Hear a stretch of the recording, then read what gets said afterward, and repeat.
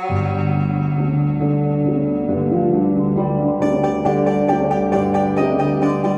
podcast is recorded in front of an unwitting audience. This is True Crime Kent.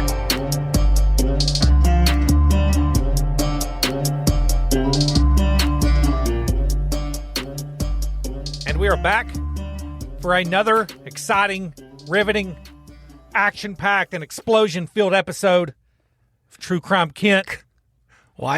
Speaking of explosions, this episode has not one, not two explosions, but 0 explosions. I think Jess is doing a new thing. Why does she look like she just... when she's in the 1950s and her mom just turned on... Yeah, she looks smitten by it. Yeah, she looks like mom just turned on the Andy Griffith Show. She's got her hands under her chin like she's getting a senior picture taken. Jess, are you trying to not look so stone cold? Was that what that was? I think that makes me more uncomfortable. Me too. Now I feel like I'm not going to be able to deliver here. At least when she looks disappointed, there's no way to go but up. Exactly. I'm going to give you a heads up. There's going to be a lot of cock talk in this one. How do you find it? This is going to be a two-parter. Maybe not so much in this episode, but definitely in part 2. And you said, I'll find it. I didn't have to look for it. In this one, it's a driving point for one of the main people in this story. Does it blow you away though? Like as you're going through, because I've covered. I think we're in like 140 episodes of 911 Calls podcast, and I think wieners have shown up like once or twice. Are you amazed as you're going through when you're reading into the cases? You're like, again? Are you kidding me? Yeah. It's wild how often a penis is a major plot point or the driving mechanism behind the story. You know, like think of like, I mean, that was basically Joseph Callender's entire driving voice. It was actually his small penis that talked to him. It was his voice, right? So I guess I shouldn't be such a prude, because when we look at all of the mainline, the headliners, so like if you went to a concert of serial killers, the headliners, all their sexual deviance across the board. So I can understand that. I guess I'm amazed. I mean, I really didn't know that there was so much wiener talk in the world of despicable crime. But I guess I shouldn't be surprised. So here. To be fair, the pilot episode of TCK was John Wayne Bobbitt. You did set the tone. We kind of... Good point. You set the tone. There's no false advertisement here. No, we didn't like pull one over on them like 13 Things I Know About You or whatever that show is, where you go 4 episodes in and you're like, oh, this is good. And then it turns into like a swearing porno. Yeah. We came out of the gate shaking a dick at you. So a small, shriveled, sitting alone, separated penis. 7-Eleven. Little Latino girl riding shotgun. That was Lorena. Today we're talking about a gay cannibal by the name of Armin Meiwes. Now, if you lined up all of Armin's accomplishments throughout his whole life, back to back, I would say that's how you would explain him, gay cannibal. You wouldn't go, he was an army veteran and also an accomplished computer dude. I think the gay cannibalism stuff was more there on the side. It's like, no, after hearing this story up, every time you hear the name Armin Meiwes, you're going to be like, oh, that's the gay cannibal. And what's funny is you could title one of the most heinous serial killers we know as the gay cannibal, but oddly we don't. I wonder why we don't. That's a good point, yeah. And Dahmer will also come up in this episode. Interesting. Isn't it is weird that we, like, all through the generations since Dahmer, even when it was PC to, talk about gay homosexuality that way and finger wag him for, being gay and everything. We never did that. We never called him the gay cannibal. He never was the gay cannibal. It's weird. He, Armin, he kind of had a period where he was semi-obsessed with Dahmer. Armin's crimes came long after Dahmer. So Dahmer is somebody that our antagonist today was very familiar with and had read up a lot on. So Okay. he's going to come up again. Now, for this episode, I read the book Cannibal by a lady by the name of Lois Jones, and I got to say, it's pretty damn good.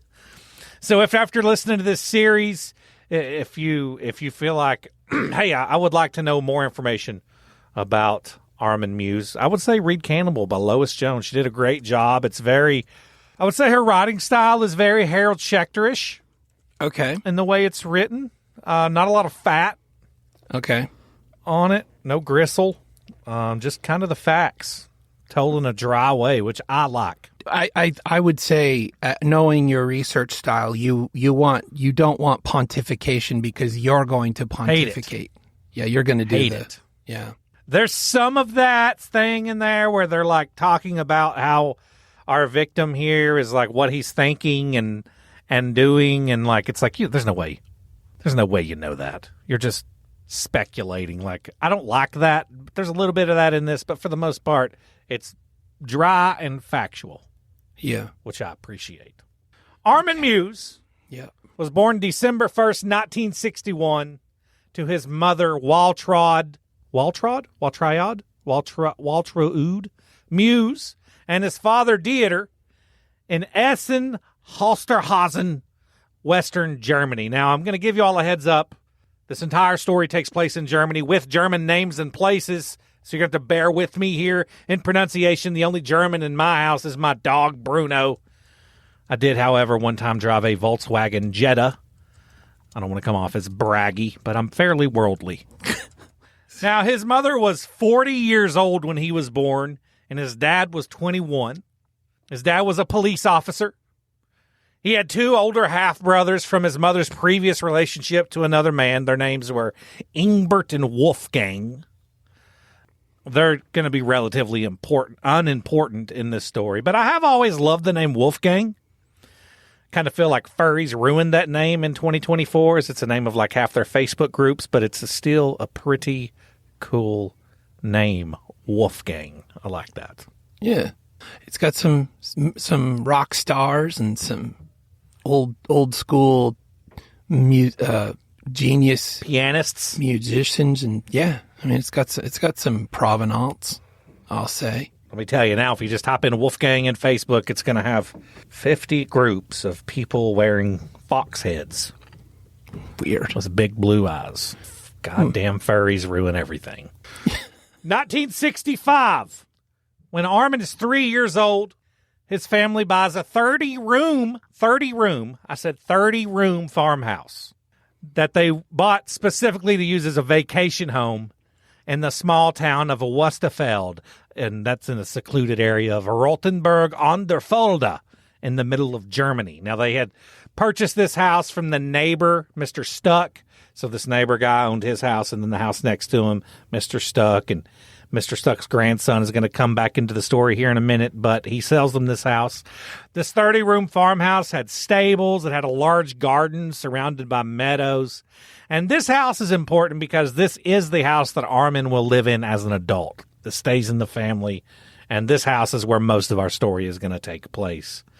Now, his mother and father, they fought all the time. Turns out Waltraud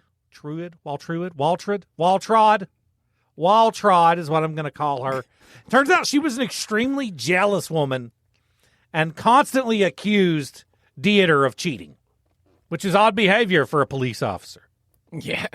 For a corrupt police officer, it seems like it's kind of. I do feel like that the instances of infidelity are so much higher with police than any other occupation, though. You know, it's interesting that you say that because I watch cops shows like the body cam shows and, you know, all those during lunch. It's interesting. Now we've got body cams. It's got to be more difficult, but there are so many instances where somebody is pulled over, a woman is pulled over, she's alone in her car, she's pleading to get out of the ticket, she's drunk, she's either coming on to the officer trying to kind of do is there any other way I could pay for and I think about that prior to body cams, how frequent the opportunity would be to take advantage of people in their profession under the auspice that they're going to use sex as a currency to get out of a ticket. And then how wild it is to think of how many of those people use sex as a currency to get out of the ticket and then get out of the ticket. But then there's also the cops that take it to another level and use sex as a currency to tell them they're getting out of the ticket. And then they still get the ticket. And then it's their word against the cops. It's like, he had sex with me, Oh my goodness. Like the rabbit hole probably goes pretty deep. Yeah.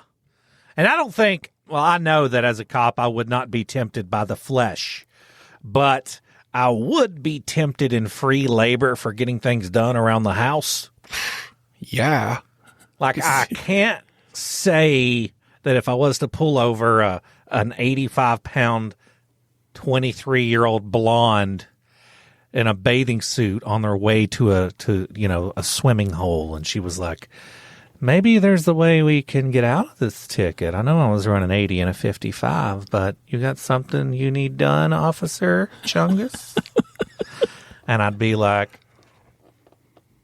I've been working a lot of doubles, and actually, my backyard needs weed eated. I could see you constantly pulling over landscaping crews. Yeah.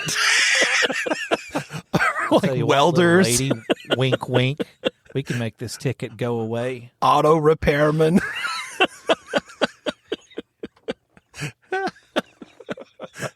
That's what I would do. I would just target individuals that offer services that I need.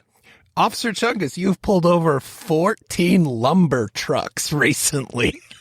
Well, we're renovating. Oh, man. I can see you doing that. So word gets around that I'm like building a garage, and local companies start taking alternate routes to work.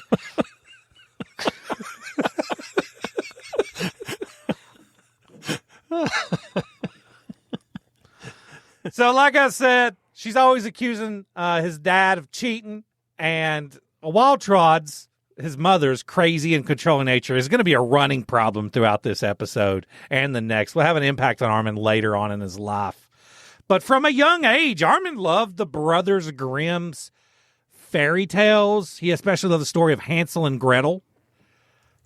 I don't know if you know the story of Hansel and Gretel. His favorite part in that story was when the witch fattens up Hansel in hopes of cooking and eating him. And sometimes I'm suspicious that that's what's going on here at 1159 Media. Everyone that I hire gets fatter. They do. So I put on 100 pounds in like a year and a half after taking this job. And I always sleep with one eye open when I'm in a room with you because there's like yesterday, see you eyeballing my hairy thighs. I don't know if you were here yet. Yesterday, Jess is in a very dark bathroom. She's blacked out everything, but she's like, look at how beautiful it is outside. She opens the side thing and the light comes in. And I was like, that's beautiful. Why don't you have that light coming in? And then she like shifted her chin to make like force a double chin. She's like, this is why. Yeah, hilarious. because it's so dark in there. When she does pull that curtain back, it's like when old Greg lifts his skirt. Yeah. Like she's harnessed the sun in her backyard. It's so bright. She's like, look how close heaven is to me. It's only a window away.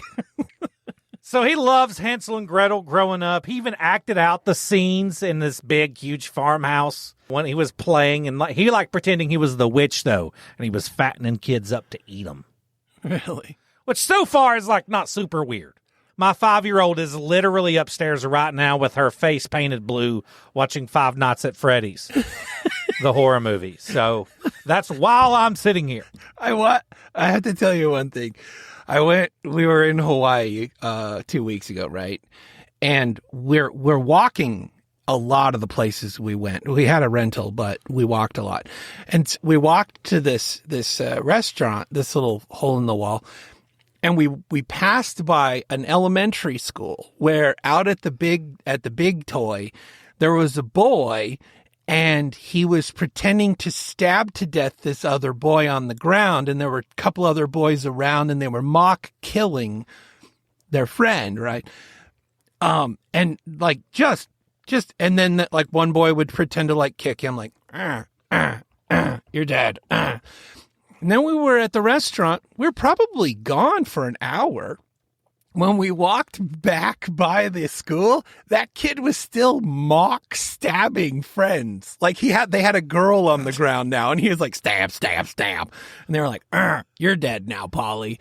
It was hilarious. Like this kid had a whole business of just killing his friends during recess it was a business. I don't know if he was making money. I don't know what the chances of you using the name Polly were at the timing that you did, but the very next part is Armin loved, one of his favorite things to do was love looking after his pony, Polly. What?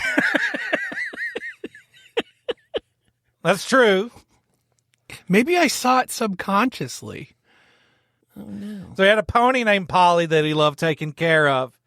And he also loved taking his dog. It was a German Shepherd for walks here in this little farmhouse out here. And this little neighborhood here, Wustafeld, is very like quaint and like Norman Rockwell-ish, if Norman Rockwell instead got really into Nazis. More like Neumann Rockwell. Neumann Rockwell. He would also run around and play with his neighbor's grandson, little boy by the name of Manfred Stuck. This is the same man, the old man that had sold the family the house. Other neighborhood kids, however, wouldn't go near the Meiwes house because they all claimed it was haunted. It was a creepy old house, and it probably didn't help that Armin's mother, this is true, was obsessed with what was called the Biedermeier era, and that era spanned from 1815 to 1848, and she had decorated the entire house accordingly. So we're at this point in the 1960s, this creepy 30-room-year-old farmhouse is decorated in early 1800s furniture and decor. So it definitely looked like a haunted house. Oh, so that era was a even then it was a throwback. It was a 100-year-old era. I mean, we're in the 1960s now, and this fashion that his mother was obsessed with was from a period that spanned from 1815 to 1848. Yeah, I'm looking at pictures of the Biedermeier era. It looks like Russia, like the way the Russian royals kind of decorated, wallpaper. Lots of wallpaper. Did you guys have a haunted house on your street, Op? Oh, yeah. We had two. Was it actually haunted, or was it just like that house that all the kids made up stories about? No, ours actually made the news in that not only did everybody know it was haunted, but when somebody approached the house at one point, a man came running out of the house, dead sprint with an axe in his hand, and chased the guy 2 houses down and then axed him to death on the front porch of this house. And there were axe marks in the door of that house. It was just like a rundown. Okay, yeah, that's the axe marks were still there for years after that in the house 2 doors down. And I think the guy went to prison. But yeah, like nothing's going on with this house. And then somebody gets a little curious, knocks on the door, and they get axed to death. So haunted. I'm going to go out on a limb and say definitely something was possessing that house. Well, there was a house down the street from my grandma's, and I just made up in my head, I don't know why, I was probably like 10, that the guy that lived there was a child molester. Oh. And so that was a haunted house. I just thought, it didn't have ghosts, it just had a guy in there that wanted to touch our child bodies, and so that was a scary haunted house. But it wasn't. It was haunted by a living man that just wanted to finger us. Oh. By the way, he ended up being a really nice guy. I got to know him later as an adult. Turns out wasn't a child molester at all. Made all that up in my head. How old were you? I was certain I was going to get molested, but I was like 10. And how old were you when you confirmed he was a nice guy? Probably in my 20s. Okay, all right. Maybe I had aged out. I was going to say, he can't rape everybody. It's just funny that in my head, a haunted house was a place where a child molester lived. It didn't have anything to do with ghosts. Oh, yeah, that's that haunted house where if you go in there, they'll finger you. Go back to riding my Razor scooter as fast as I can. God, I loved Razor scooters. They didn't have Razor scooters. I must have went through like 5 of them. In 1968, a famous German witch by the name of Ulla von Bernis moves next door to the Myers house there in Armin's vacation home. Why does it sound like they literally are in the same era as the Brothers Grimm? Why is this playing out It like does, this? and it doesn't get any better. Sounds like M. Night Shyamalan made their village. Now, the Ulla von Bernis here, this famous German witch, this is before her fame. She preferred to be called, she hated the word witch. If you called her a witch, she was like, excuse me, it's satanic priestess. It's ma'am. Just called. imagine meeting her in a gas station. Satanic priestess, thank you. Ulla von Bernis will come into play later in the story. I just wanted to table this for now. She does move in 68. Keep in mind, she lives next door to the vacation home. She will be important in a little bit. Okay. So this witch, I'm sorry, satanic priestess. Yes. Is living next door to them. In 1969, when Armin is 8 years old, his father up and abandons the family because he's sick of fighting with old Waltrude. He just leaves them all. Just bounces. Just left. The only thing he didn't keep in touch. He was on time with his child support, but that was it. Broke off all contact, basically. 69, same year his dad leaves, both of his half-brothers, Ingbert and Wolfgang, go to Berlin to live with their biological father, and now it's just Armin and his mother. And this left him feeling very lonely and sad, because after his brothers and his dad bounced, his mother really cranked up the cranky. After everybody bounced, she was really cold and especially mean to Armin after it was just the two of them. Okay, she kept him busy with an impossible amount of chores.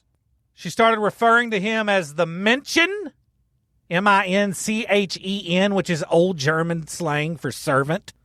And this is when things start getting very Ed Gein-y.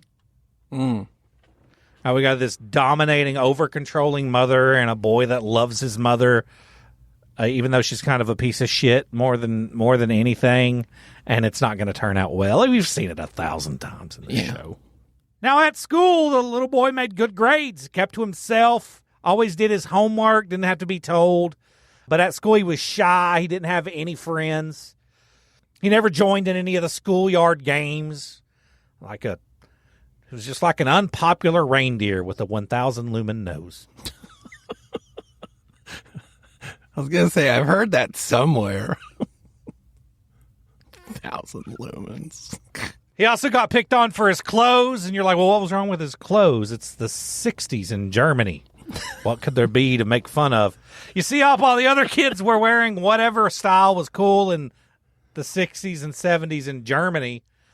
Armin's mom instead made him wear Bavarian-style lederhosens. Dang it. To school. And if you're like, well, what the fuck is a Bavarian-style lederhosen, Kent-chungus? Let me tell you. If you're wondering what that is, it's the brown shorts and suspenders that you would see on the Ricola guy blowing that big long horn that's just awkward. Or maybe on Oaken from the movie Frozen. Yeah.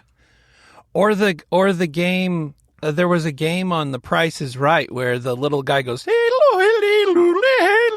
and he climbs a mountain in the game, and he had lederhosen on. Don't all the ladies that give you beer during Lagerfest? They wear lederhosens. Yeah. Okay. Bavarian-style lederhosen. That's what this little boy was having to wear to school while everybody else just had on, like, that's sad. Led Zeppelin T-shirts. And on top of that, he's shy and soft-spoken and smart. So you know he was already fodder for, I don't know, the kids that were getting fingered at home.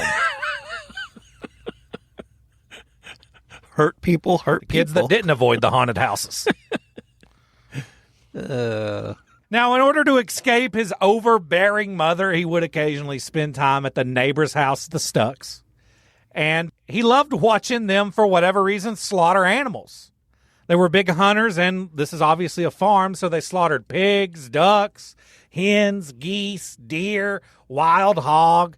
They killed pretty much all the food that they ate, and this led Armin to watching about 1 billion different species get killed and slaughtered. And he loved hanging out with the Stucks so much because they were like a happy nuclear family, which he wanted, that he began associating slaughter with happiness. So in his head, these things we're right on the brink of puberty. Like things are starting to get all twisted. We've seen this in a million other TCK episodes. He starts associating slaughter with happiness. And after that happens, you just got to throw the kid out. They end up being one of two things: a gay cannibal or a politician. Can you think of anything? I think because we're humans, we all have the tendency to have we have the propensity to have a trigger implemented into us during those formative years. Can you think, like, is there anything in your behavior or Yeah, for sure. I've talked about this before because all of the Playboys and penthouses and everything that I found were from like the 70s. It was a Bush heavy era. Oh, yeah. And because of that, as an adult, I still prefer pubic hair. It was like when there was a pube drought in like the 2010s, I was just depressed. Were you? I was built to be a teenager in the 80s. Okay, yeah. Like I was built to have high testosterone and sex drive in the 80s. And that's because I think I got so used to seeing naked women with bushes because it was all from Playboys from the 70s. That's what I grew up whacking off to. Yeah. And that just wrapped up in my sexuality. What about you? Something very similar. I grew up, and I think the weird thing about those triggers too is it's not a quantity thing. It's not like I was in this environment so much that I think sometimes an environment plus like an instant, a moment in your childhood that could be considered maybe a traumatic event or something significant, like locks it in like a little time capsule, and that time capsule gets opened all the time mentally, and it's that's what triggers it. Mine, very similar to yours, is the smell of a tire store. Gives me like, it's very similar. Yeah, it gives me peace. I don't know why. But to this day, that's like, oh, so you're not talking about like just sexually. You're just talking about things that make you feel good because of an association you have from childhood. Yeah, but I would even say mine. Do you have sexual? Do you get hard when you're in a tire store? No. Nope. No. I see a good set of super swampers. I don't know. It moves a little bit for me. Yeah. Yep. Oh, in that way, we're probably pretty similar. That part right there. Otherwise, some nice low profile hand cooks. Yeah, a pair of good hand cooks. Yeah. Dumb name, great tire. Yeah. 1970, when he's 9 years old, out of loneliness, Armin invents his imaginary friend by the name of Frankie. Oh, no, he's got an imaginary friend. He's got an imaginary friend. Dang it. Named Frankie that he had detailed conversations with.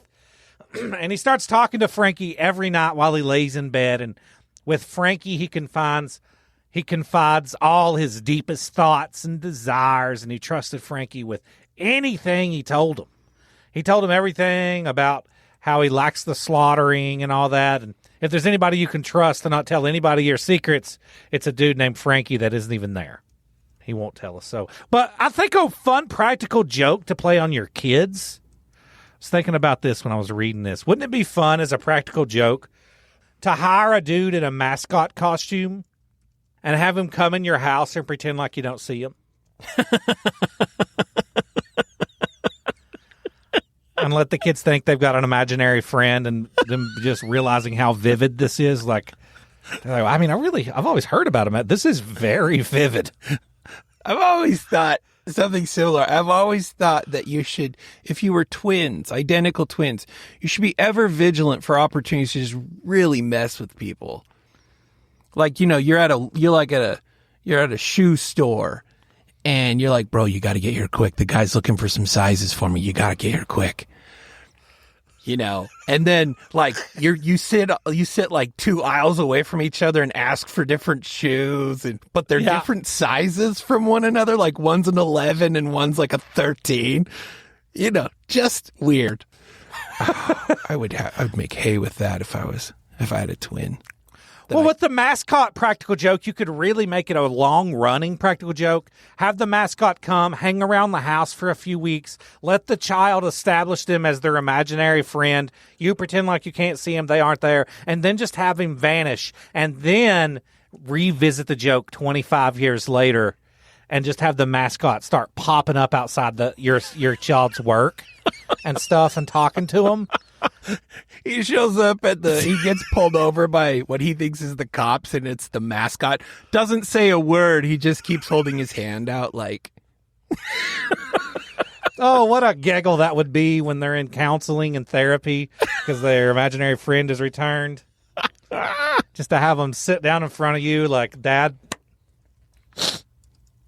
do you remember Henry from when I was a kid? And I'm like, what about him? I think I need to talk to a counselor. I've been seeing him outside of work, and I'm like sweaty because I'm in the Henry costume.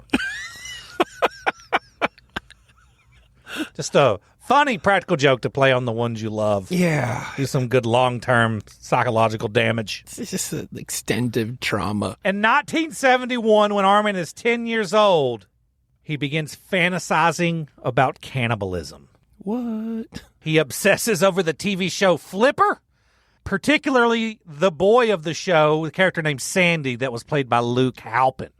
And, I mean, Armin was very vocal as an adult later on that he wanted to eat Sandy so bad. Weird.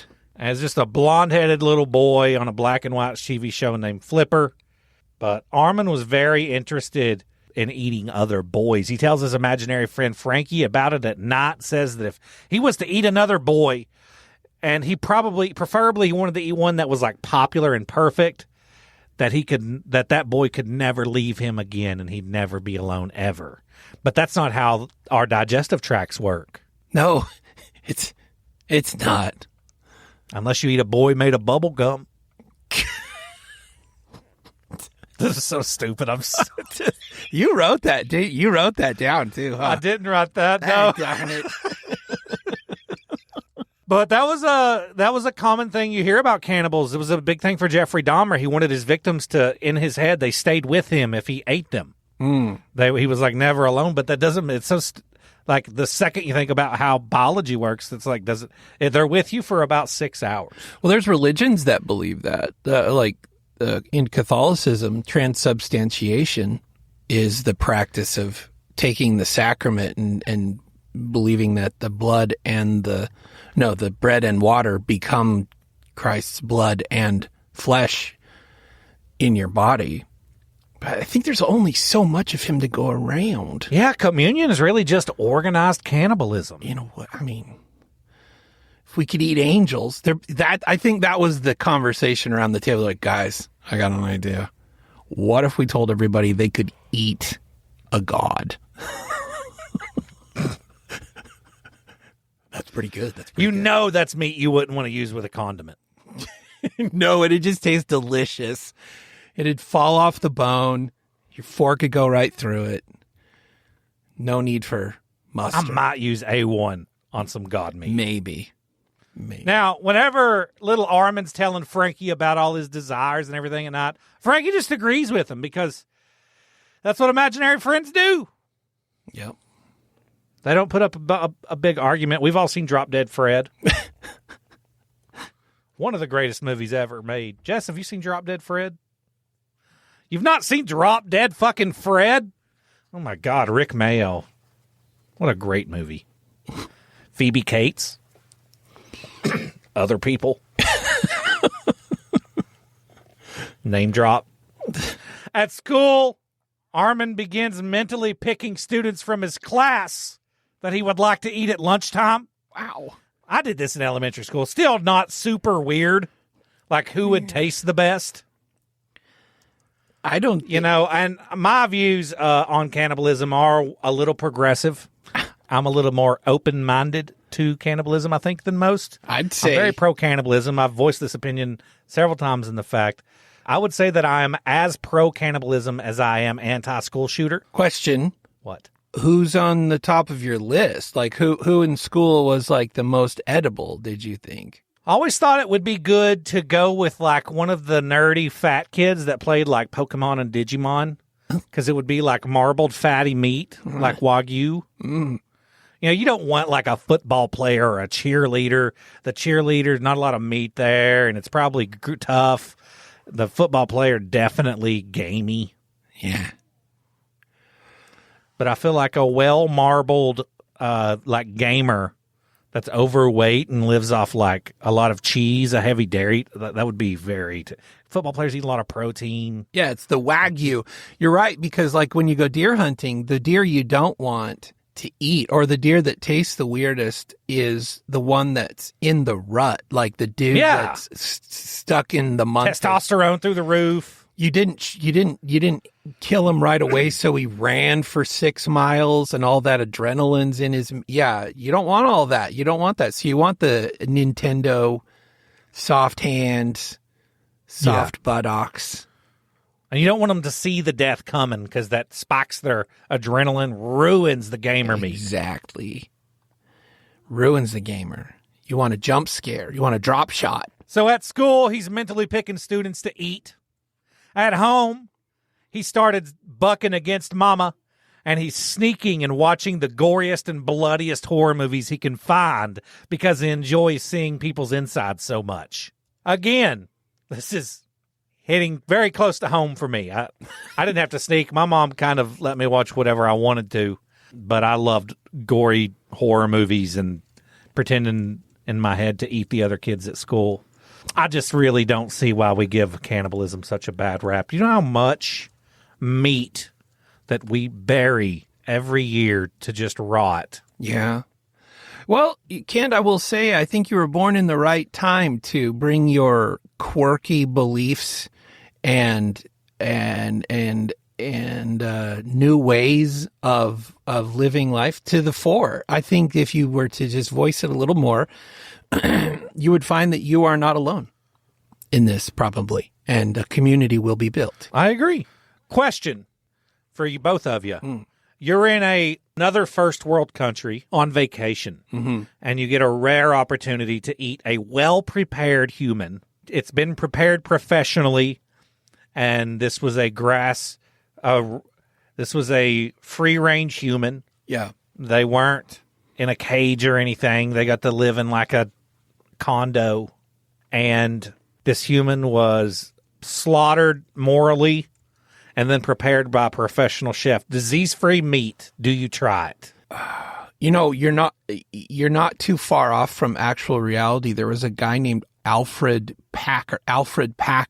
Yeah, I've got him on my list of people to do TCKs on. Do you?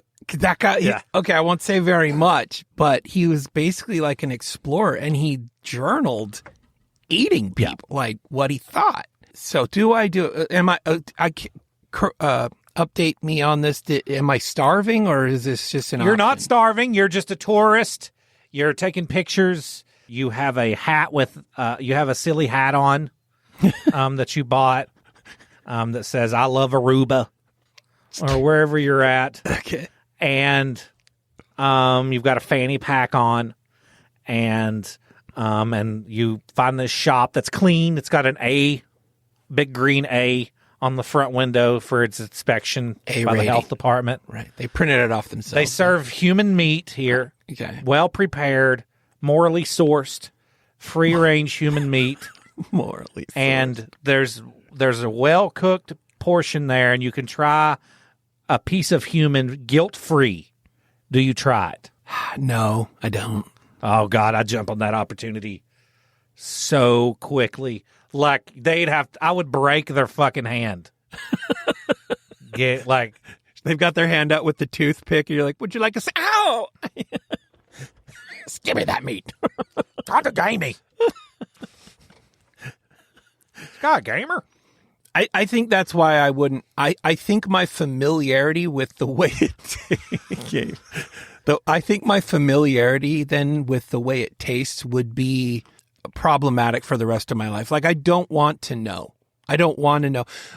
Here's why. Know. Here's why. So fucking bad. Here's why I don't want to know. Because let's just say there's a certain uniqueness to the taste of human meat, right? You tasted it in this.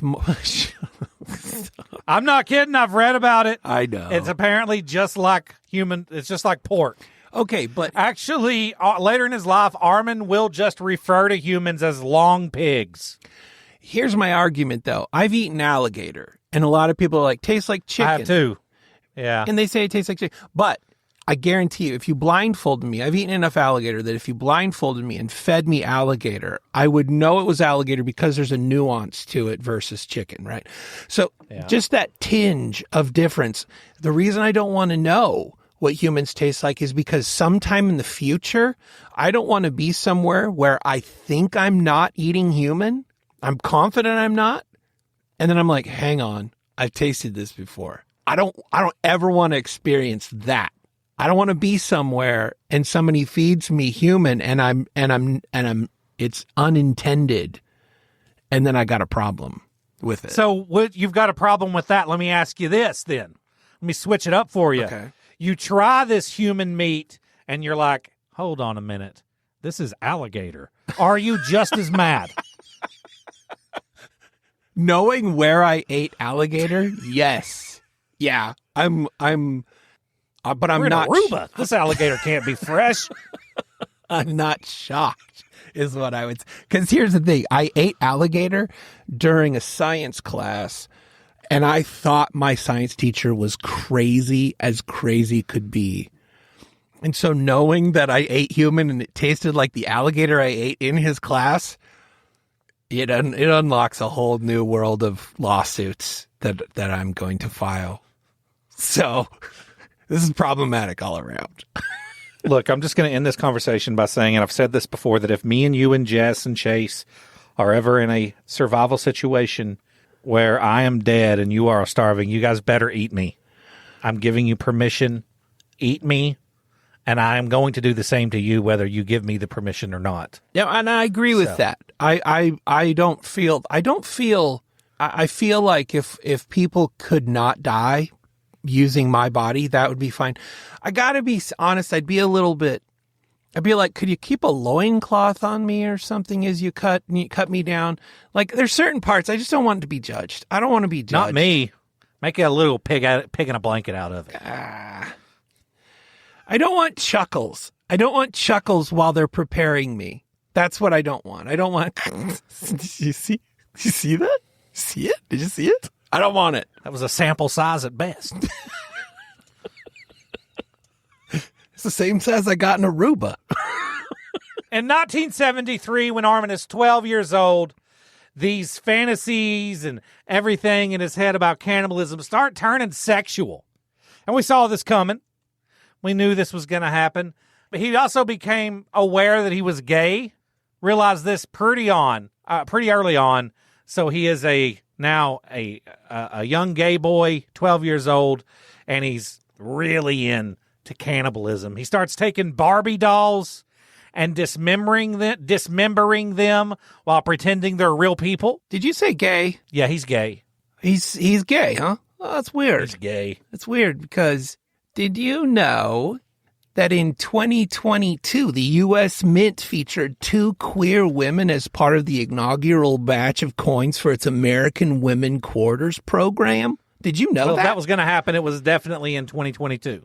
Astronaut Sally Ride and an activist named Nina Otero Warren. They were the first LGBTQ plus people so far ever depicted on U.S. currency. That's fun. I also take issue for the community, since I'm a good representative of it. I'm going to take issue with, like, if you're gay, do you want somebody summing you up as the first LGBTQ plus people? Like, I'm sure you're fine with it, but wouldn't you just be rather known as whatever your particular ilk is? Like, if, you know? Yeah, I don't like being like all of my gay friends. Yeah. Like, that's not their entire personality. No, it's nobody's. You know what I mean? Like, they're just like whatever they do, they're artists or they work at a bank and they also happen to be gay. Yeah. You know what I mean? It's not like, I'm gay and that's everything you need to know about me because I'm just going to try to do everything gay. Like, and not only that, but that because they're that thing, they must be a representative of the community of that thing. And it's always bothered me, like Sally Ride, oh my gosh, if you never knew that she was gay, would be the least important thing about Sally Ride. Sally Ride was a freaking apex human. She was an astronaut that beat out other men for the positions that she was in as an astronaut. Like, this woman is apex, as apex can be. And to just sum her up by her sexual preference, I think does a big disservice. Like, I would like to see, if somebody said Sally Ride's going to be on a corner, I would be hell yes. Sally Rides. More like Sally Rubs. Sally Scissors. Sorry. But what I'm saying is Sally Ride deserves to be on a quarter for all the reasons that aren't she's gay. You know, anyway. Yeah. There's like a million other reasons why she should have been there long before that, but... And I don't know Nina Otero Warren, but I guarantee you, or I don't know, she's an activist, so maybe she's a gay activist, maybe she's a gay rights activist, I don't know. But I would wager that these people don't... Sally Ride being gay is like the least important thing. Anyway, there's a coin fact for you. I said coin fact, by the way. Fact. Left-wing politicians in 2022 are like, we're needing an icon for a new quarter. And they're like, how about Sally Ride? And she's like, well, yeah, I mean, I did go to I went to the moon. I was an accomplished astronaut. I did like a million things. What are you wanting to put me on the coin for? There's so many things you want to put me on a coin for. I haven't been told what the theme is. I'm like, yeah, you did do all that stuff, but you also smack your vagina against another woman's vagina. And that's what we're putting you on the coin for. And she's like, oh, okay. Well, I did a lot of things and I beat cancer. Like, and yeah. And she died of cancer too. I mean, there are so many things you could be using Sally Ride's character to represent so many communities. And I don't know. So Armin is taking Barbie dolls and dismembering them. He's pretending they're real people. Afterwards, he would barbecue them in the garden. He loved watching their faces melt. And when he ran out of Barbies, after he destroyed all his Barbies, he started making his own out of marzipan, which is just like an almond candy dough. It's like, yeah, I know what it is. I know what it is. I've seen Homestar Runner. Little German boy Play-Doh. You ever seen Homestar Runner? Nope. All right. Let's talk about it. No, I'm not going to, but I'm just saying there's a rabbit hole. Go ahead. Homestar Runner. So he's making his own Barbies out of marzipan, and he would tear those marzipan Barbies apart and imagine they were real people too. He even made a marzipan model of his own dick. And you're probably asking, well, Kent, why? Not really. I don't know. That's weird. It's delicious. In 1977, when he's 16 years old, him and his mother moved from their house there in Essen to the vacation farmhouse in Westerfeld full time. So they move into this 30-room farmhouse full time. She does rent out the house that they had in Essen for extra income. She didn't have a job, his mom, so the money was a bit tight for them there in that 30-room dilapidated farmhouse decorated like it's the early 1800s. It's like she wanted to live the life of a cuckoo clock. Yes. This is all very Norman Batesy. Yeah. I mean, it's a Norman Batesy looking house.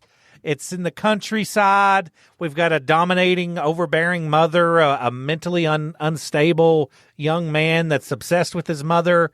It's all very Norman Batesy, which is ironic because that's also the story kind of Gein. This is all so far very Gein-y, too. It's like she watched Shrek, and the biggest takeaway from it was how cool Duloc looked. Who the fuck is Duloc? It's the town they lived in. Oh. I think that's what it's called. I gotta look. In the new residence in that farmhouse, Armin's mother obviously continues to dominate him. He didn't blink without her approval, and she was constantly bombarding him for the simplest of things, like he would get corrected for holding his fork wrong and not like a proper little gentleman. She kept a sign on his bedroom door up until his late teens that said Kinderzimmer, which was German for child's room. And because of his mom basically overbearing on him, he got more and more, as he got older, even more and more shy and withdrawn. By 1978, when he's 17 years old, his mother, Waltraud, she becomes close friends with the witch that lived next door, Ola von Bernis. Naturally. If you're going to build a life around a cuckoo clock, you got to have a witch in there somewhere. Makes sense. Ola von Bernis's farmhouse was painted in all black, inside and out. She had a fake human skull on the front door. Around the house was pictures of Lucifer all over the house. She even had an altar to Satan, complete with daggers and candles in the middle of her bedroom. She also wore, way too much jewelry, which I think is still a requirement to be a witch even today. Yeah. They love jewelry. They're like ferrets with shiny things, witches are. That's one way you could really catch a witch is just lay a nice gold chain and a lot of rings and a bear trap. You could catch witches outside of Portland all day. You could. What's funny about it is you wear things that shake, make a lot of noise when they move their hands. Trinkle, trinkle, trinkle. They love it. The one thing you can rest assured of, though, is if you are such a tryhard that you paint your whole house black, put a fake skull on the door, put a Satan throne inside with swords, and then wear a bunch of jewelry, do you know who's not going to like you or at all? Satan. You're the last useful tool for him. You're definitely a tool, though. You're a tool. You're a tool for sure. He's like, yeah, nah, pass. It's just as cringe as when you, have you ever been to an overly really religious person's house and there's pictures of a white Jesus everywhere? Yeah. Looks like Jim Caviezel. Yeah. That's, Jesus wasn't a white dude. It's not worth it. Let's just watch Andy Griffith. Yeah. I have Jesus in my house, but he's pretty racially accurate. If you're wanting a little information about Ola von Bernis, she published occult articles and was known for giving interviews to German print and broadcast media about her prowess at, quote, casting death spells with reliability. She was a proud murderer in her head because her spells were so good. And I've already established, we're going to move past this, that witches can't kill people. Yeah. I proved that. I threw out a call, and I continue. I'll tell you what, I'll open the gate again. I will give you witches. If you're listening to this, you're mad that I'm making fun of your stuff. Kill me. You've got a month to kill me and it can't be, you can't shoot me in the head as I'm walking to my truck. You can't hide in a bush.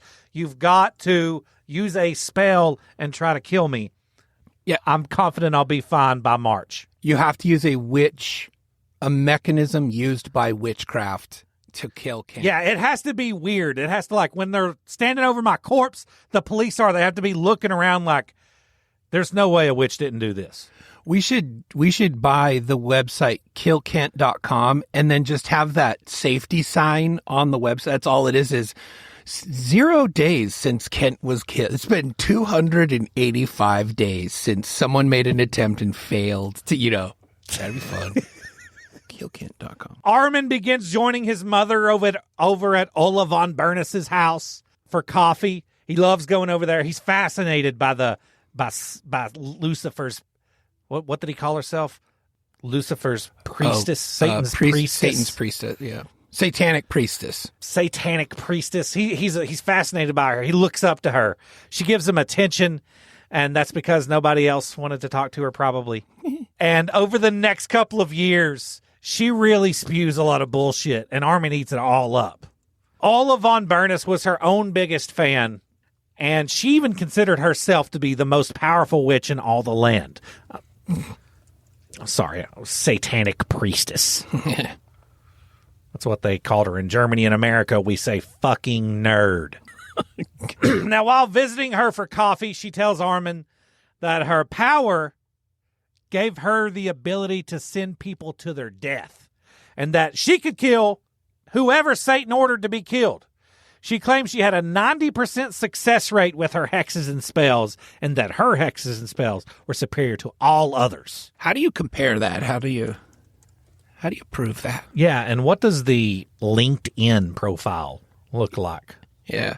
Here's a fun fact. I know about Ola von Bernus, and so you can take this out if you cover it later. But fun fact, Ula reverted to Christianity before she died. She did, yeah. But like fringe Christianity, it was like reared Christianity. Yeah. It's kind of fun. Just one of those people that has to be different. Yep. Right? Just like... There's no piece of paper in her house that doesn't have like vine scribbles on it and like letters and, kind of like Jess in elementary school, just lots of doodles. Nothing didn't have a doodle on it. What are you doing? Oh, I'm just an empath and I'm drawing people's energy. Ula von Schmidt? Why do you say that? Well, I really have a crush on Billy Schmidt, so I just try practicing writing my name with his last name. Now, she said that she charged customers between 300 and 1,000 marks to kill somebody with one of her spells. This was equivalent then to between 165 and 550 American dollars. And if you account for inflation, that's the same today as paying somebody between $770 and $4,700 to cast an imaginary spell on somebody that you want killed. She's basically a hit woman with 0 kills. 0 kills. Exactly. Oh, another thing about the satanic priestess. She was also a gambling addict, and almost all of her money was blown at a casino nearby in Bad Harzburg. And when asked why she couldn't get the winning numbers and hands from Satan at the casino, she was always losing her money. She said, quote, "He has more important things to do." And that's true. Crazy. That is true. She also tells Armin that she speaks to aliens, and she has a vision, a prophecy that Atlantis will soon reappear from the ocean. So she's just feeling this young, impressionable, mentally unwell little boy. He's 17 at this point, with all this nerdy goth bullshit. People are scum, life is pain, and Satan should replace God, and all this stuff. Probably has him listening to My Chemical Romance. What's the band that everybody listens to that wears the masks? That's Slipknot? No, not Slipknot. It's like a Slipknot adjacent band, though. It's got a cross, an upside down cross is there. Oh, Ghost. Ghost. Yeah. She definitely probably would have had all their albums. Yeah. All their teas. Ghost, that band of child molesters. She bought a cricket just to make her own ghost apparel. That was a joke where I thought haunted houses were just places where child molesters lived. Right. I figured you were oversimplifying, drawing too big of a... conclusion. Sorry. It's okay. The reach there. I apologize. Armin spent much of his time at the satanic priestess's house. He considered her his role model. He really looked up to her, and you know things aren't going well for you, little guy. Whenever the person you're looking up to is the woman with all the jewelry next door that has a human skull on her door. Probably sponsored by Mom, too, right? He's like, I'm going over. Yeah, because Mom's always over there, too. All Trude is. They're friends, and he doesn't have a lot of friends, so right. She probably doesn't either. They go over to her house for alligator barbecue. You know, it's a pretty comfy place to be. In 1979, she introduces him to witch food, which is just like chicken bacon ranch hot pockets, Fritos, Faygo, Starbucks. I can't forget. 1979. After he graduates from high school, young Armin joins the German military at 18 years old, and this has never ruined anybody's life. He joins the German army at 18 years old, and in the army, Armin was kind of like a perfect soldier, as long as it involved receiving orders and not giving them. Oh. And that's a very important distinction because as you move up in the ranks of the military, it is important to be able to take orders and not have a problem with authority, but a problem that some soldiers, even in the American military, realizes they're like the ideal perfect soldier or a Marine up until the point where they themselves have authority and are now overcharged of somebody. And it turns out they aren't as good at giving the orders as they are receiving the orders, and that was Armin's problem. Yeah. He didn't have any spine to him. Happens in business a lot where it's like, oh, that guy's our top salesman, so they make him a manager and they suck at being a manager because they're just a good salesman. Yeah. Just because you're good at one thing doesn't mean you're good at the other. Exactly. He does reach the rank of staff sergeant in the supplies division of the 52nd Armored Infantry Battalion. His job was in the office ordering all the supplies that the infantry battalion needed to train and do everything. And like I said, he was a total pushover. The soldiers that he was in charge of, the men beneath him, they did not respect him. They walked all over him, and they didn't pretend to respect him because there was not going to be any pushback from Armin. Yeah. I read stories where there were cases where like he was like, hey, you Schmigadelli, you've got guard duty on the 2nd of February on Tuesday. And Schmigadelli was literally like, I'm not going to do it. And then Armin was basically like, okay, I'll do it for you. And then he was just, when he was told no, he would just go do it himself. And that's not a good way to have anybody respect your authority. No. To make all of this worse, he was stationed in Rottenburg, which was extremely close to home. So whenever he got dismissed from formation and everything, at the end of the day, he just went and he continued living with his mom. So now he's a staff sergeant in the German military who lives with his mom, and she would even join him on training operations and would get a hotel near wherever they were training at, where he would go stay with his mommy in a hotel. The irony of how this is setting up is the person that he would probably be the most interested in eating is himself. Yeah. He's It's exactly funny you say that. what... That's going to be such a big part of a character that we're going to introduce here in a little bit. Oh, I'm excited. Okay. Sorry. It's a very interesting psychologically what's going on here. So his mom goes with his battalion to training operations and gets a hotel so she can stay with Armin while he's away training. When the military had balls or parties, all the other soldiers are bringing wives and girlfriends and hookers. Armin brought mommy. This didn't help improving the image of him as a authoritarian figure in the eyes of his subordinates. Right? They already know he's a pushover. They can walk all over him. And on top of that, they can't go anywhere without his mother. Right. Now, on the rare occasion that Armin did get a date with an actual woman, which, by the way, he's gay, he would try to, he would entertain this idea for a little bit of trying to pretend to be straight. His mother chaperoned them. This is a grown man in his 20s now. chaperone them, and sat in the back seat of the car the whole time they were on the date. This is while he's in the military. There's probably a whole episode that you could do just on one of those women that had to go on a date with Armin. Call it Date Killer. In 1985, Ola von Bernis, the satanic priestess and Armin's role model, sells her house there and moves to an apartment in Bad Harzburg so that she can be closer to the casino there and spend more time playing roulette. 23-year-old Armin, who, by the way, is still in the Army, was extremely saddened by this, by the satanic priestess moving away. In 1991, after 12 years in the German Army, probably the longest anybody that we've covered on TCK was in the military. 12 years in the Army. He wanted to make it a career. He was pushed out and discharged at 30 years old because they see he does not have what it takes to progress in rank and be a leader. He doesn't have what it takes to command other men. And honestly, after you get to a certain point in rank, if you don't have that, they have no use for you. You can't just be a yes man, a go-getter for your entire career and expect to be able to stay in for 20 years. I see. They want to see advancement. Yes. That happens in the American military. I mean, if guys get to a certain point where they're like, you don't have the spine to command other people, they will push you out. It's interesting. I've seen. It's funny also because of your opinions on linemen.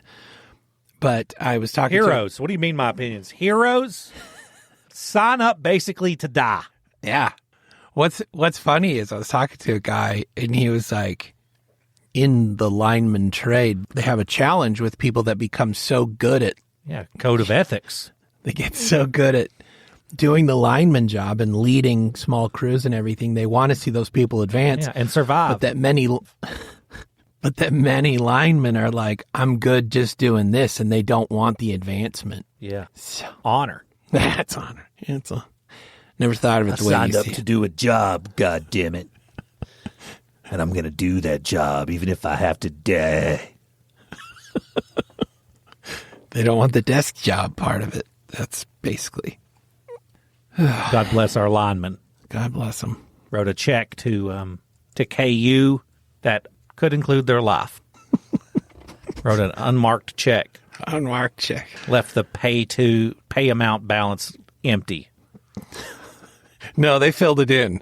My life. My life. My life. That's life on the line. After getting kicked out of the Army, Armin attends a course and is trained as a computer technician. Now, he's still living with his mama. Pretty quickly, after completing this computer technician course, he's taken on as a service technician for Fiducia, which was a software firm in Kassel. Kassel? Now, his main job was driving around and servicing ATMs for the Raffensen Bank chain of banks. Raffensen chain of banks. Mm-hmm. So he worked on ATMs. Like I said, most of the time spent driving around, servicing ATMs. And he was, as far as Fiducia was concerned, he was a great employee, ideal employee. He was quiet. He was a hard worker, took orders well. He didn't make friends at his place of employment. And at the end of every day, he just returned home to mommy.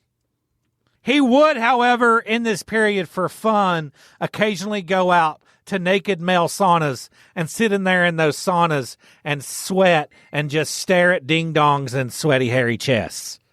That was like his fun pastime. He really liked men's chests. Another thing he had in common with Dahmer. Dahmer was very obsessed with he liked a good chest on a man. Loved men's chests. Armin Meiwes did too. Really loved men's chests. So he would just go to this sauna, do a hard day on the road for servicing ATMs. Then he'd go and sit in a sauna and just look at sweaty dicks for fun. I run hot, so this would not be a tactic I would use. I'm not attracted to things that would warm me up based on my access. You do run hot. We did a meet in Colorado. It was like negative 13 degrees, and you were just hang on sweating. You said that, and Jess has been preoccupied for like 10 minutes on her phone, and you said you do run hot, and Jess looked straight into the camera and nodded. Yeah, he does. Whatever, guys. You know what? You're always sweating. You're like John Belushi. I wrote on. I don't know what to tell you. I feel like 1 tablespoon of Monster energy drink would just kill you dead. You're just always red and wet. You're like a hard dog dick.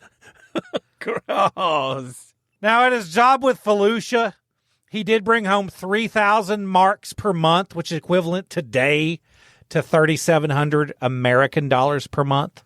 So, not a bad gig, I guess. No, not too bad. Since he lived with his mom, he didn't have any bills either. He's living in that 30-room farmhouse. He had no bills.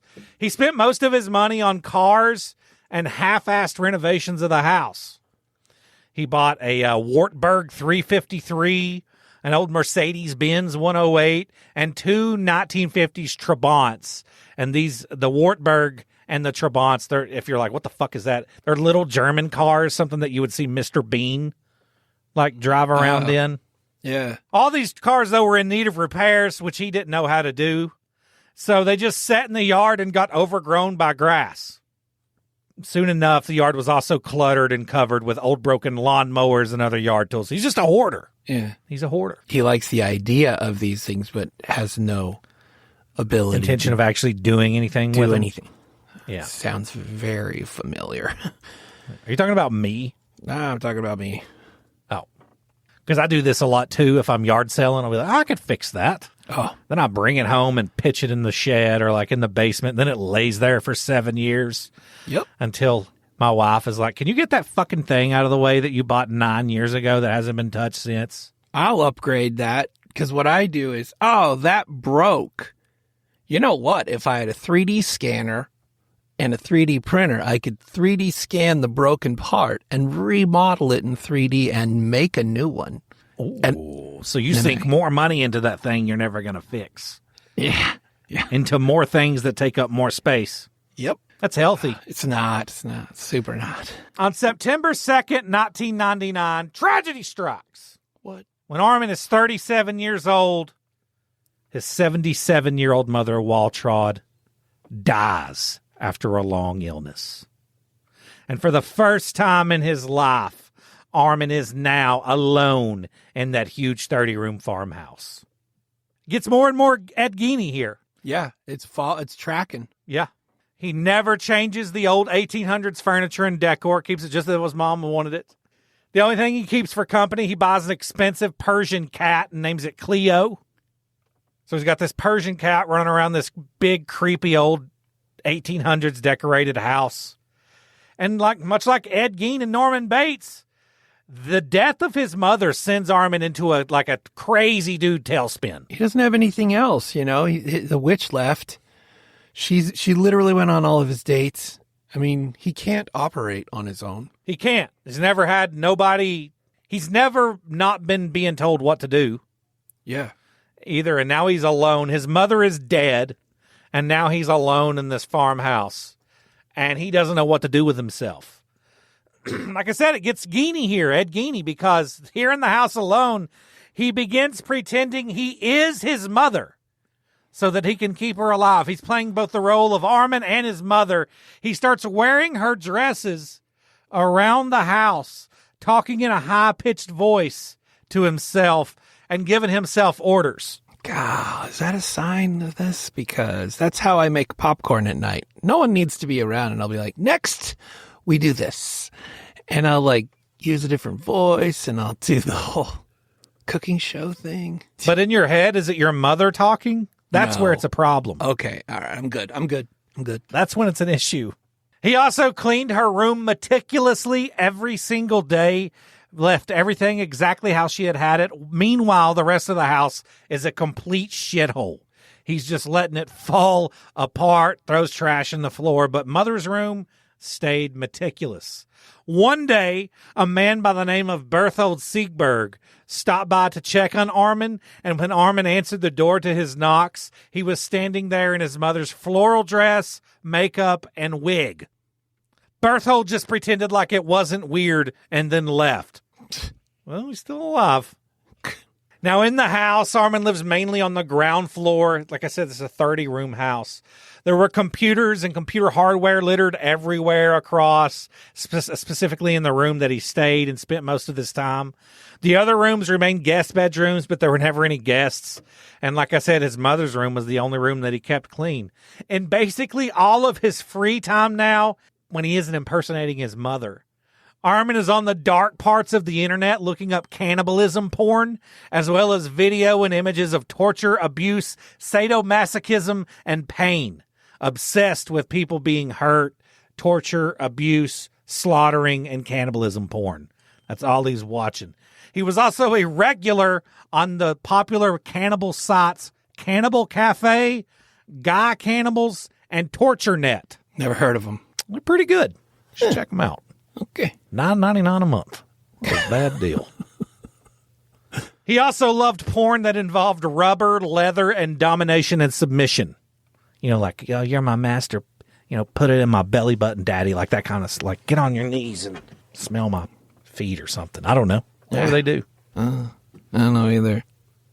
Yes, daddy. Oh, mi papa. That's Spanish. Ooh, wee. It's French. This is what you do when you're alone, huh? Yeah. Ooh, wee, papa. You just become an international gay French cannibal. submissive. Ooh, wee, papa. Despite all this, so his private life is just crumbling, right? He's staying in a dark room. He's wearing dresses. He's pretending to be his mother. He's watching torture and cannibalism porn all throughout the day. But none of this, from the outside, he looked like he was doing really well. Still showing up to work every day, squared away, looking like he has his shit together. But, I mean, he would just come home after work and return to his fantasies and debauchery. And this is also around the time he starts getting really into Albert Fish, Fritz Harman, the Donner Party, and Jeffrey Dahmer. Just reading everything he can about Albert Fish, Fritz Harman, the Donner Party, and Jeffrey Dahmer especially. Loved Dahmer. Loved Dahmer. Here's a few other things he enjoyed doing in his free time up. He liked cutting the pictures of arms and legs and torsos from catalogs and gluing them on the wall of his living room to a big drawing of a barbecue. Yeah. That's weird. I'm going to say that again. Yeah. Jess is getting a kick out of it. He took photos of his own body parts and then decorated them with ketchup and imagined them served up as chops or cutlets. So he would like take his arm, cover it in ketchup, and take a picture of it to where you couldn't see the stump coming out. And he would be like, "Oh, that's a decapitated." And then he would. So that's a lot of fun. It's like it's like he's building those teenage girl dream boards around the mirror. That's exactly, yeah. That's sad. He bought a video camera and started filming himself at home holding knives to his throat and also smearing the ketchup on his throat to make it look like he was cutting his own throat and making videos so he could jerk off to him. Really? Another thing he also liked jerking off to was a picture he had taken of his own cock between two pieces of bread with ketchup coming out of the end of it. No. Let me say that again. Yeah.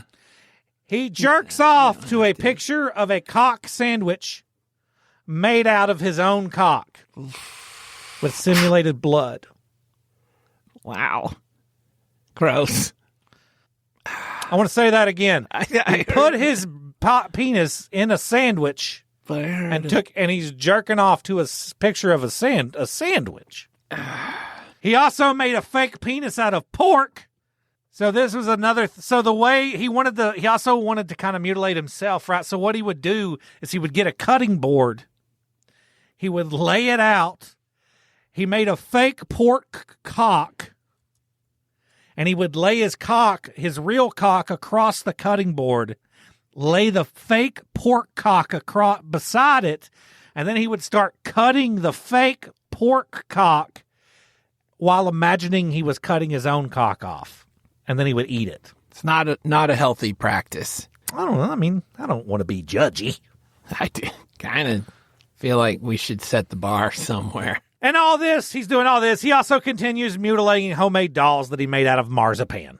This is a 30s. He's in his 30s. I'm struggling with that one because marzipan is delicious.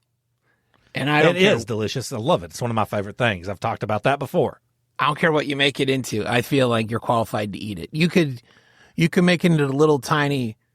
You could not be gay and make it into little gay men and eat the men. And I'm like, I accept that. Except that you are still not gay. Even those little marzipan hockey pucks get me every time I'm leaving a Mexican restaurant. That are always on the front. So good. By the register. God damn, I love those things. I'm trying to think of something that I wouldn't eat if I had crafted it out of marzipan. Would I eat an upside down cross that was made out of marzipan? I don't know. Part of my soul. Why don't you just turn it upright? Turn it around. I mean, I guess if it's on a plate and I ask somebody else, should I eat this upside down cross? They would just say, it looks like a normal cross to me. Go ahead. Or they'll go, it's made out of almonds. And I'm not proud of this, but a listener did send me a big case of marzipan, and I polished it off in 2 days. Wow. A case. A case of marzipan hockey pucks. Polished it off in 2 days. Do you have any idea what it feels like to just have... Because it's like eating drywall. Yeah. It's just like have just a 6-pound brick of dense marzipan sitting in your gut. Yes, I can actually. I thought you were trying to ask a rhetorical question, but I took it personally because yes, I know exactly what that feels like. It's like eating a cinder block. But like a cinder block. It's like if an angel pooped in your mouth. Yeah, a little peanut butter angel. And she's like, this is going to be a whole cinder block worth of poop. You'd be like, bring it. Right now. Just do it. I won't even let it touch my teeth. Guac. Just down right the down gullet. my throat. Hork it down. And then have the gall to say, got any more? That's where I'd be with it. Angel, got any? In late 2000, when he's 38 years old, Armin posts an online advertisement in an internet chat room catering to cannibals. And in this advertisement, he's looking for a willing volunteer to be killed and eaten. Now, it was originally written in German, but he did convert it to English and posted it in English cannibalism chat rooms. And the English version read like this. Quote, I am Frankie from Germany, and I search for a young boy between 18 and 30 years old. Have you a normal build body and will you die? Then come to me. I butchering you and eat your horny flesh. It's funny because I believe that's the same lines they used in German army recruiting. Especially in the 40s. He just copied and pasted. So he's looking for a victim, a willing victim. Willing, very important to Armin. Very important, willing. That's why at the end of this, we're going to have a talk about whether or not what he did was immoral. I don't know. And I'll fight you on this. Yeah, no, I don't know that this guy should die in prison. There's a discussion to be had. I will agree. Now, many men responded to this ad. 204 in total. 204 men who thought being butchered and eaten alive sounded like a pretty good gig. And he had around 30 face-to-face meetings with various applicants wanting to be killed and eaten. He traveled as far as Dresden, Hamburg, and as far as the Netherlands to meet potential candidates to be killed and eaten by him. And like I said, his username in these chat rooms, Frankie. Yeah. Name of that old imaginary friend. Like I said, 204 people total responded, but on February 5th, 2001, he found his golden goose.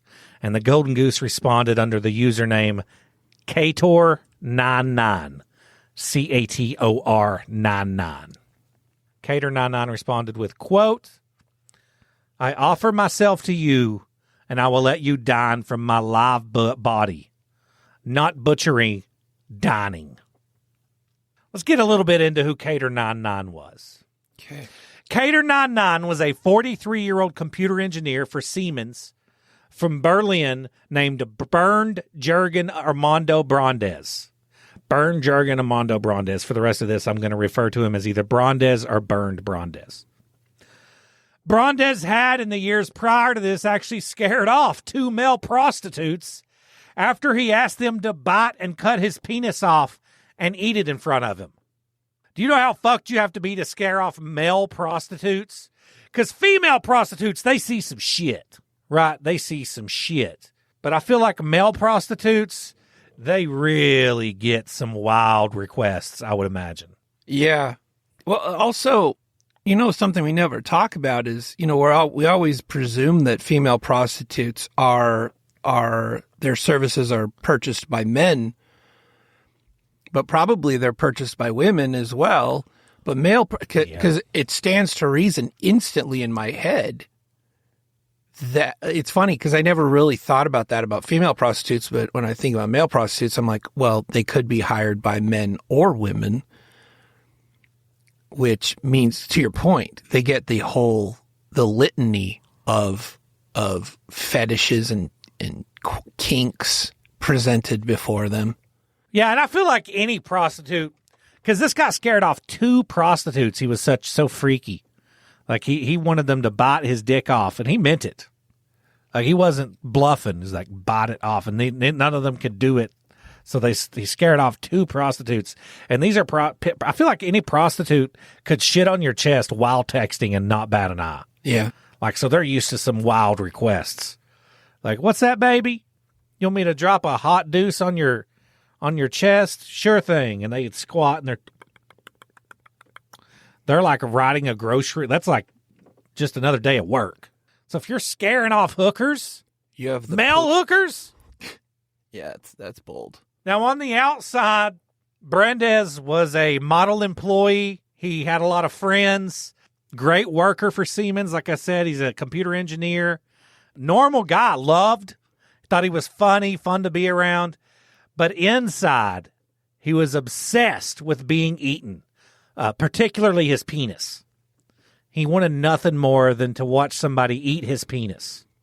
And since Armin was obsessed with doing the eating, this was a internet match made in heaven. Armin's looking to eat somebody. Brandes is looking to be eaten. Let's hook up. It's so weird to think about that you could get that far into a fetish because, like, that's a one and done. Yeah. You're going to do this one time. This is one time. Yeah. You got to get it right. Yeah. Yeah, you can only enjoy this once. It's like the first time you see Hereditary. Yeah, you can't. After that head is gone, it's... Yeah, after the head comes off, there's no going... You can't put the head back on. You can't. Nope. It's just laying there on the ground, covered in ants. We saw her at Horror Hound. We did. She's kind of a bitch. Yeah, she was very standoff. Also interesting how I'm sure she's got a great spirit. Not really, because we know that she's kind of mean and just cantankerous. Makeup on... Not a pleasant human being. On set would have sat her down and been like, okay, we got to get you prepped for the scene where your head's just laying on the ground. Don't need to do anything. Just flick some blood on you here and green screen out the lower part of your body because you already look like you face fucked a telephone pole at 60 miles an hour. They just take that toothbrush, dip it in some paint and go flick, flick. Okay, you're good. And I wouldn't be making fun of this young lady's appearance if she wasn't such a bitch. Yeah, she really was such an unpleasant bitch. I don't say acidic personality too often about people, but that's what she had, an acidic person. I'm like, why do you show up? Why do you come to these things? Made fun of everybody, the kind of like LA girl that thinks everybody that's in a state that isn't a coastal state is idiots and below her. Yeah. She even made it was like a tweet or something talking shit about everybody in Ohio. Like, and not in like a fun, like mocking kind of way. Like, like how they're below, like just what an unpleasant young lady. At least her personality matches her face. Brandis, this guy that's going to be eaten, like I said, obsessed with being eaten. Armin obsessed with doing the eating. So the two, they set up a pretty odd contract. And in the contract, they both signed it. They had it written up. And in the contract, Armin was to kill, dismember, and eat Brandis to satisfy his desire for human flesh. And what Brandis was getting out of this was he wanted to be castrated first, killed, and then eaten. And there had to be an agreement that Armin would quote, annihilate any last traces of Brandis on Earth. He loved the idea of non-existence, like all of his body being gone, like completely wiped from the earth, and said that it was something he had wanted since he was a little boy. And I'm not a lawyer, but I don't think this contract is going to hold up in court. Yeah. That's a really interesting, like, mental state to be in where you want to just be zeroed out completely. Yeah.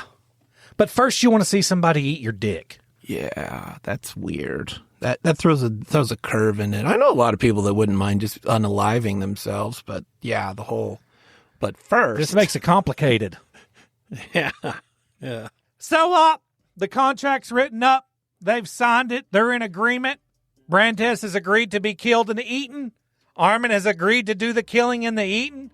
And the date is eventually set for March 9th of 2001. And the last email from Brandis to Armin said, quote, "There is absolutely no way back for me. Only forward through your teeth." Oh, how poetic. Unquote. And that's where we will pick back up in part 2 of Armin Meiwes and the conclusion to the crimes of this weird little man. Bye!